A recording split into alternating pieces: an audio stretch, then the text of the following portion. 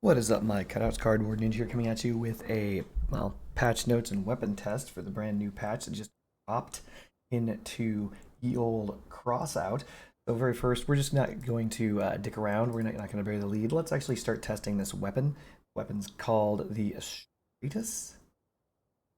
Yeah, Astraeus.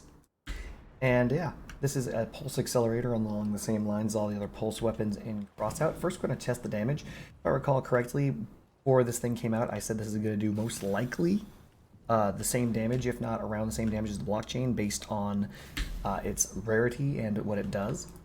Looks like it does 112 per shot. This thing comes with the perk that you can charge it up, and if it overheats, it does 50% more damage, which is 285.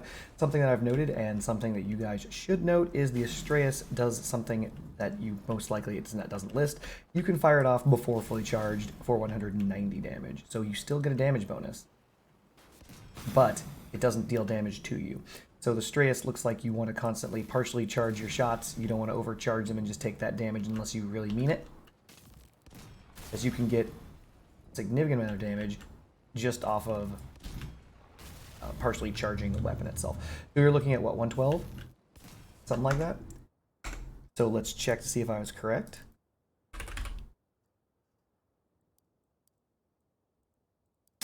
Singular blockchain.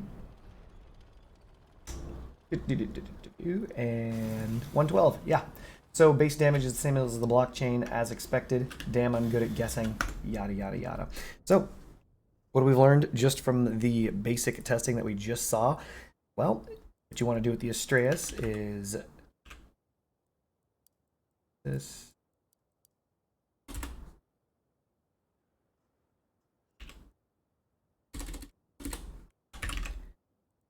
You're probably going to want to not fully charge the weapon. By not fully charging the weapon, you can get bonus damage. 380 is not bad for 0 damage taken. Not bad at all. Also, from what I've guessed, or not guessed, what I found out from testing, if you partially charge the weapon at all, doesn't matter how close it is to full, you get that 380. It doesn't have to be halfway, it doesn't have to be 90% if it's partially charged at all. Once the weapon starts sparking, you get that 380 instead of that basic damage. So, just so you know, you do not have to constantly overcharge your weapons to take self-damage with the Astraeus. Yeah, from there, let's take a look at the patch notes.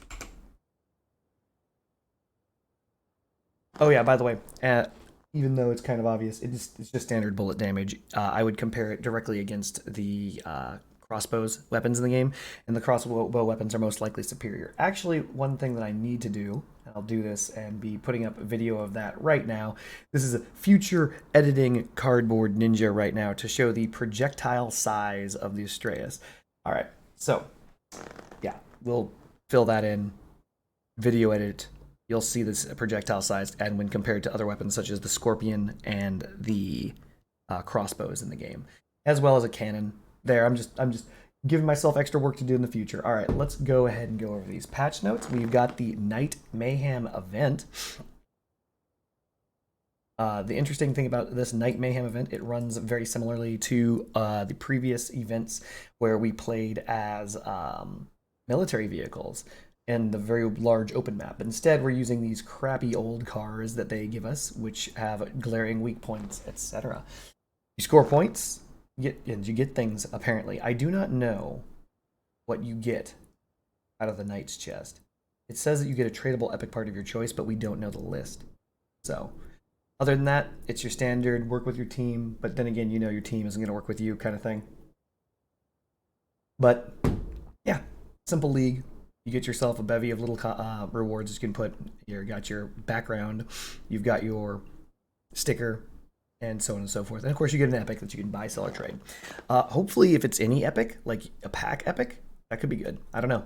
That's seen yet. New pack, Polar Explorer, which comes with, of course, the Astraeus weapon. Honestly, from what I can tell, the Astraeus works very similarly to the assembler, charge up, shoot.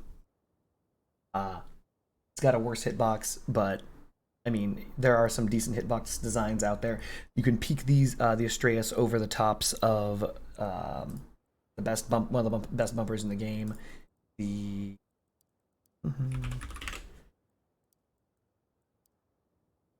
screeners, so you can basically peek them over screeners. They're decent to build with. It could be fun, but it's not going to be game changing. It's not like the Yongwang where you're going to definitely want this gun. It basically competes with other sniper weapons, and it's okay.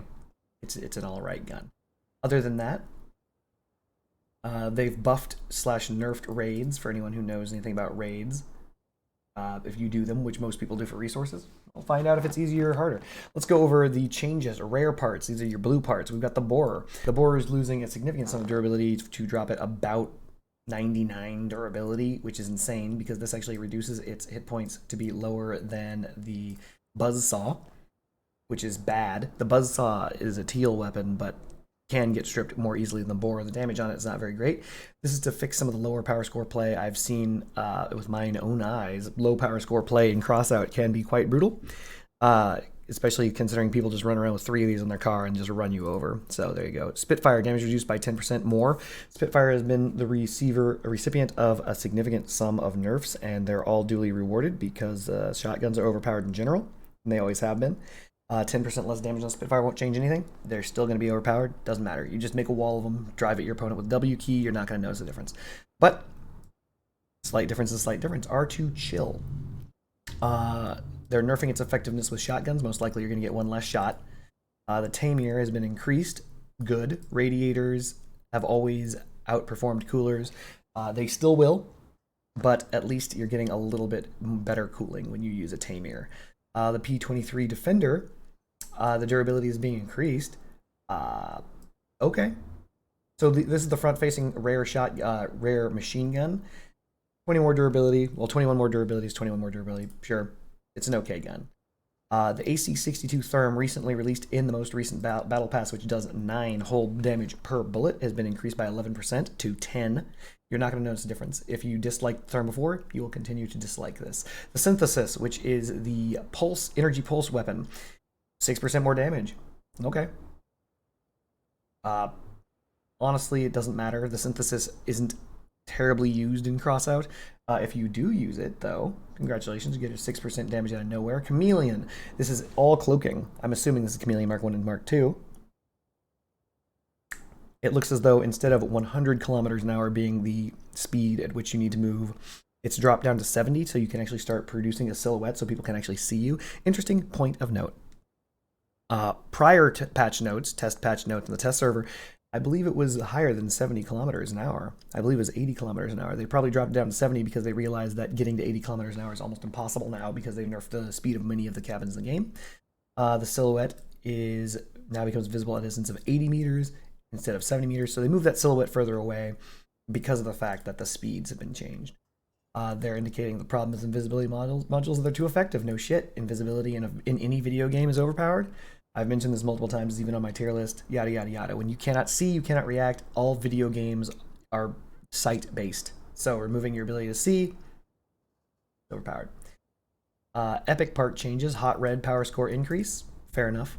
That's not big of a change, but it's just fair enough. They're just increasing the power score because of the fact that it's ubiquitous. The hot red is phenomenal. Let's see here.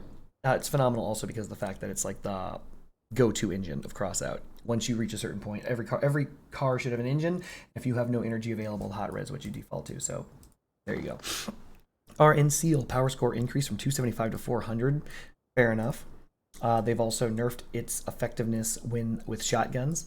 Same difference. Apparently they're trying to double hit the shotgun meta, but it is what it is, and I don't like saying that, but shotguns will still be overpowered. They're just they're transitioning from pure radiators to a radiator cooler mix, or at least they're trying to. The Shiver has also been increased from 275 to 400. The bonus to cooldown speed is 85, so 15% increase. And the maximum bonus from the perk, which is standing still effectively, is from 30% cooling to 45% cooling. To be honest, movement in crossout is life, so the Shiver's perk is actually quite bad. Most people are moving, and even if you're in a very slow vehicle, you will not be benefiting from this perk at all, because you have to be going like 30 kilometers an hour or slower. So they need to fix that to make it better. The Whirlwind, 17% more damage. Good. I say good because it is a bad gun and needs a buff, period. All autocannons, with the exception of the Whirl and the Cyclone, are bad. So 17% more damage, more power to you. Argument is being changed to more of a shotgun spread. These are the nail guns. And they reduce the maximum spread by 25%. Jesus. Okay, they're buffing the crap out of the argument because it was underperforming compared to the Summitor, I believe. That's fair. Thunderbolt, damage reduced by 10%. Thunderbolt, I have 5 of these shotguns, or 6. I've received 7 of them. I've built 0 of them. All of them I've received in the Pathfinder crate, and they just nerfed the effectiveness of them by 10%. There's a reason for this. Thunderbolts are great. They are could be argued to be the game's best shotgun. Some people will argue against you and say like goblins are better, but whatever. The overall idea is Thunderbolts are insane because of the damage they deal, and the fact that they take 4 energy each, whereas the shotgun right above them takes 5 energy each. They're great guns. They got nerfed by 10%. Fair enough. Another shotgun nerf. Fingers crossed to see if we can get a different meta in Crossout. The Gremlin force card of impact to activate the perk was reduced by 50%, meaning that you can actually brush up against your opponents now, and it most likely will activate the damage bonus perk. The all damage of the Gremlin is increased by 10%, and they've reduced the weapon's physical model. Interesting. Situation with the Gremlin is the opposite to Thunderbolt. Basically, it's just underperforming. These changes will be easier to use the weapon's perk, and a slight increase in damage will make it better. The bootstrap. I don't agree with this change. I don't know why they did it, but it is a straight up flat dead ass buff to the bootstrap. Just better bootstrap. So the mass was dropped from 840 to 576, which is a huge drop. You're looking at like 200 and something kilograms lower, and the durability was increased from 223 to 290. So I don't know why they would do this. Honestly, I think the bootstrap was balanced exactly well as it was before this change. Its current mass is actually, I believe, the same as the PU1 charge. I don't know why they would do this. They're indicating the bootstrap. People complained about its size and its shape, and they're like, okay, fine, we'll reduce its mass. Like, I don't know why they would do that. The yokai. This is the weapon that you have to miss to deal damage. Apparently it sucked so much that they're increasing the radius of the perk from 100 to 150%, and the blast damage from the weapon's perk is increased from 50% to 100%. This is because it's bad. To be honest, this is crossout. This is crossout, chat. This is crossout. No.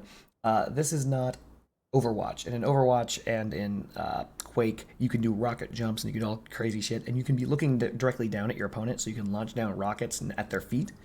This is not that game. You can't actually aim down at people, and so because it's actually difficult to land shots on the terrain, it's very difficult to make this perk work in Crossout. It's just very difficult. You have to be in an elevated position firing down, so the yokai can get as many buffs as it wants. It's still going to be ass. The nest, 15% more damage. Great. It's going to be ass even after the 15% damage increase. Quantum. Now to activate the perk, the car must not take damage for 4 seconds, previously 10. That is insanely good. So the Quantum is a pretty good cabin, but before this patch, once you lost the perk, it was gone for the entire game. Meaning you got one shot, likely, with 20% energy bonus, and that's it.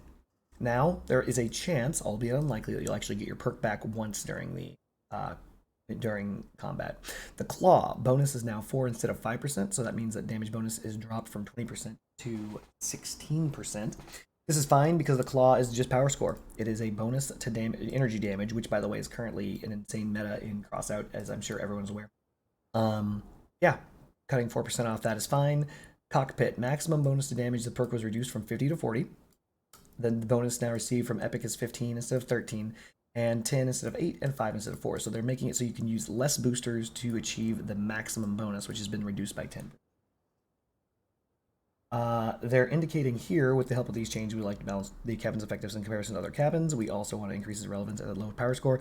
But here's the thing that they left out of these official patch notes that were in the previous patch notes. They're saying that this is the only choice of a cabin for a Leviathan, or at least an ideal one, and it still is. This changes nothing. 40% is still higher than the next universal damage bonus of 30%, and you just need to have boosters on your car to get it, so people are still going to use it. So, after that, Chameleon Launch... Oh, yep, there's the other one. Chameleon Mark II has the same debuffs as the Chameleon Mark I. Elephant, it's 14% more projectile velocity. I'm fine with that ish. The elephant was already good. It was already outperforming the fat man with projectile velocity. Now it just does so even more. So it's a flatter projectile, etc. The legendary parts, the Draco nerf is here. There's your 10% damage debuff. I have a video out on that. And ammunition reduced from 175 to 100 means that you have to bring another ammo crate in order to maintain the burn as long as you for. It's kind of a big debuff. You can see that in the price of the Draco plummeting. The Hammerfall. Durability increased from 221 to 260, and damage increased by 14%. Ooh, my. There you go. Wow, this increase in damage will compensate for the changes in the parameters of radiators. My god. Yeah, actually, that Hammerfall buff. They just took 10% off of Thunderbolts and gave 14% to Hammerfalls. Yeah, you're paying 5 energy each, but actually, good job, Hammerfalls. Good job. The Nidhogg. Damage increased by 15%. They recognize that it's crap, and they're giving it more damage. Good. Harvester, I do not understand this change. This is a poor change. They're reducing the mass from 946 to 148. Great. But for some reason, they're just deciding to play word jumble with the numbers, and they're moving these numbers around. They're like, but what if we put the 5 at the end of 765 at the front and make it 576? That is such a big nerf. I can't even explain it. I don't know why they would do this. The Harvester is already a very niche weapon. That's insane. 576 is that a... It can still survive 2 scorpions, but it'll be at like 1 hit point unless the scorpions are boosted for damage. In which case, you can actually shoot the Harvester off in one shot. That's insane. They're claiming that this is similar to the boar, but they're saying that this is extremely effective in 13k, I guess. But I mean, it's in reality, it's the tactics that are used at 13k, not necessarily just the Harvester. So basically, you've got your flash to stop them and any melee weapon to kill them, and that melee weapon just happened to be the Harvester, and they're nerfing it. AC 80 still when damage increased by 18%. Good. AC once again, autocannons are bad. This is another one of the ones that was bad. They can increase the damage all they like. Fortune increased damage by 10%. So they're saying still in Fortune were not effective enough, yada yada yada. The Fortune buff is good. This is just good. Holy crap. Like 10% more damage on the Fortune. Fortune already does actually ass loads of damage, so that's really good. Breaker, damage increased by 14%. This is going to be similar to the 14% damage increase over on the Hammerfall. Great. Jormungandr, range of fire increased by 25%. Basically, even though it does a lot of damage, hooray, the problem with that bonus damage is that the weapon sucks. So they're increasing the durability, increasing the range, hoping that that makes it worth it. Here's something that I did not see in the test notes that is here now, and this is something that is the most important thing in the patch notes. The CC-18 Typhoon. They're changing it, giving it the buff that the Tsunami had about like 6 months ago. This is an insane difference. If I can find the video, I'll put it here to show you what the difference between the Typhoon and the Tsunami was before this patch. This is great. I'd be willing to bet that... Let me just check ye old... Oh, yeah, there it is. Let me just go back to market. This is the announcement that the Typhoon is no longer shit. Yeah. Welcome back to viability, Typhoon. Welcome back to viability. That one change is basically should have come down with a Tsunami. The Tsunami and Typhoon both should have been buffed in this way at the same time. I don't know why they held off on doing it. This is a great change. The Typhoon is now viable again. Truly viable. Hold on. Well done. Let's see here. So yeah, get your Typhoons. Or to those people who have managed to hold on to their Typhoons or had fused Typhoons, congratulations, man. I'm glad that you are now back in the game. They've introduced a message system, quick markers and messages, so you can put markers on the map. That's all well and good, so you can do movement, attention, defense, and attack. Left mouse button is apparently bound to movement, and right mouse button is the attention. To make it so you have access to defense and attack, you have to hold down on PC the V key to give a different order onto the map. I've given this a couple tries. It's actually, you can do it, you should do it, because knowledge is power. The only downside is it's actually somewhat difficult to do, to hold down tab for the map, and then V, and then whatever. It's fine. More information is better. I'm certainly sure people are going to get better at this. Also, opening up your command wheel will put a marker directly I believe, on wherever you're looking normally. So if you look at someone and then mark without opening up the map, you can actually tell people to look in different places, and that's more usable than opening up the map. Do it. Other than that, yeah, they've updated some visual appearances and some sticker backgrounds, etc. more visible. They've also changed the minimap. They didn't seem to add, I don't see that in these notes, but they did. They changed the minimap so that the vehicle arrows are more easily seen. Improved a freezing effect, improved physical model of hard, wait, what? Oh no! Improved the physical model of the part hard module? That's not good. This is my favorite part in Crossout, chat. I gotta take a look at this. In fact, you know what? We're gonna test this right now. Literally right now. Just to make sure they didn't F with things. Okay, they didn't. Or did they? I think they did. They did. Oh no. There it is, chat. So when they say they improved the physical model, physical parameters of the hard module, it means they nerfed them into the ground. So do you see how I'm flagging my build? It's because I can't look over my build any longer with my guns. So by improved, they mean destroyed. Hard module is no longer usable with Retchers. That's a nerf to the hard module. Good to know. That is good to know. Oh, I just realized that you guys didn't see what I just did. So I have hard module parts in my car. And you'll note I can't fire out of my vehicle because the hard modules are blocking them. They did not do that before, they do that now. So that is a nerf to the hard module. Huge nerf. I'm glad I went over the patch notes. That's bad. Yeah, that sucks. Okay. Bunch of bugs fixes in the game. And that is all. Alright then. Okay, what's this? Fix a bug where the recoil of CC Typhoon cannons could cause vehicles to fall through some maps. That's funny. Alright. Well, that's all. Good to see that you guys are still clicking on my videos, checking on these patch notes, etc. I hope that that new gun is fun for all of you guys. I think that this nerf to the hard module is the worst thing to happen in this entire patch, if not not the entirety of Crossout. So, yeah, that's all I have for you today, or at least for Crossout news. So, peace.